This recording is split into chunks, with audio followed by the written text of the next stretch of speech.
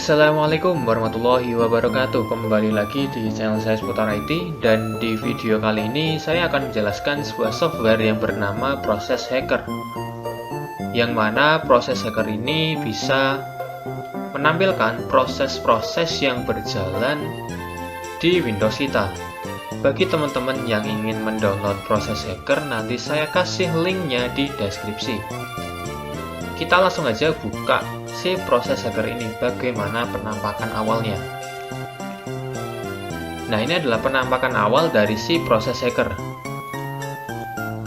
Nah, di sini untuk proses, di sini kita bisa melihat sub-sub proses yang ada di dalam Windows kita. Misal di sini System Idle Process. Nah, ternyata di dalam System Idle Process ini terdapat sub lagi, yaitu sistem di sini.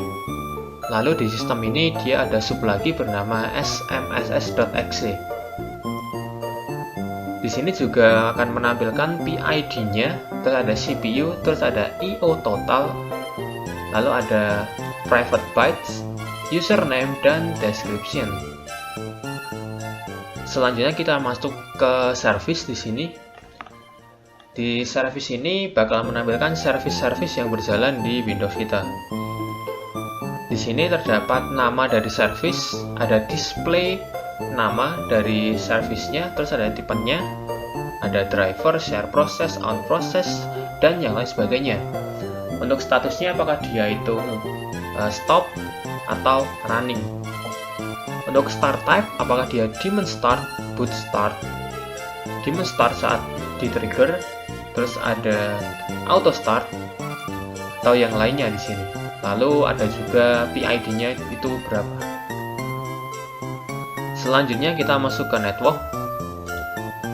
Di network ini terdapat beberapa proses di sini.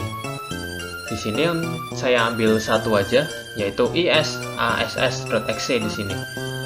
Di sini untuk local address-nya menggunakan Plankton PC, ya jelas ini adalah PC saya. Lalu untuk local port-nya dia menggunakan port 49157. Dia tidak meremote address dan meremote port dia di sini. Di sini untuk protokolnya dia menggunakan TCP. Lalu state-nya dia itu listen.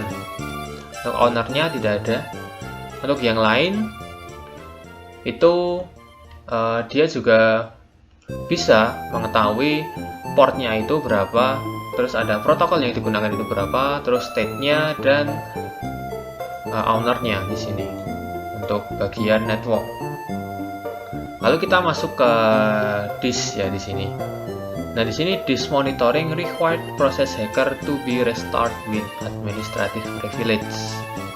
Nah, di sini ternyata si proses hacker ini untuk melihat si disknya itu harus run as administrator. Kita restart aja di sini, kita klik yes, nanti bakal tampil lagi. Kita tunggu sebentar. Di sini terdapat nama proses, lalu filenya dia itu di mana, terus ada read average, ada write read average, ada total read, ada IO priority, dan yang terakhir ada respon di sini. Kita tunggu sebentar. Atau kita ambil aja yang ini aja, sistem di log file di sini. Di sini untuk write rate average-nya dia sebesar 4 KB per second ya di sini. Lalu untuk total rate-nya dia 4 KB per second. Untuk IO priority dia itu normal, lalu untuk response dia itu 1. Nah, di sini kita juga bisa melihat system information. Di sini kalian bisa klik di sini terdapat CPU, memory, IO, disk, dan network. Untuk CPU ini berapa persen sih CPU yang digunakan di sini. Lalu ada memori, berapa memori yang digunakan. Lalu ada IO, ada disk, dan network. Nah, mungkin tampilan ini tidak asing ya bagi teman-teman. Ini adalah tampilan yang hampir mirip dengan Task Manager. Ya. Ini hampir mirip, tetapi di sini untuk prosesnya kita tidak mengetahui nih di Task Manager. apakah dia itu mempunyai proses atau subproses atau tidak di sini. Rata-rata hampir sama sih dengan Windows Task Manager. Kalian juga bisa mengakses proses yang ada di dalam Windows kalian menggunakan CMD. Nah, minimize dulu, kita buka CMD lalu ketikkan task list.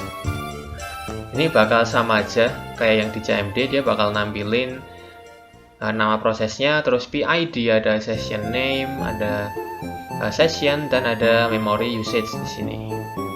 Oke, mungkin itu aja penjelasan singkat dari Resource Hacker. Saya tambahin juga tentang Task Manager dan Task List. Jangan lupa like, share, dan subscribe video ini agar channel ini juga semakin mengedukasi. Sekian dari saya. Wassalamualaikum warahmatullahi wabarakatuh.